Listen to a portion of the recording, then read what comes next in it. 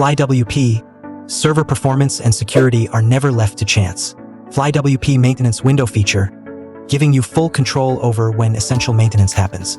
First, navigate to the server you want to manage. From the left sidebar, go to Settings and then select Maintenance Window to configure your preferred schedule. Now, choose the day and hour that work best for you. We recommend picking a time when your site has the least traffic. The maintenance window runs in UTC, but don't worry, we automatically display the time converted to your local time zone.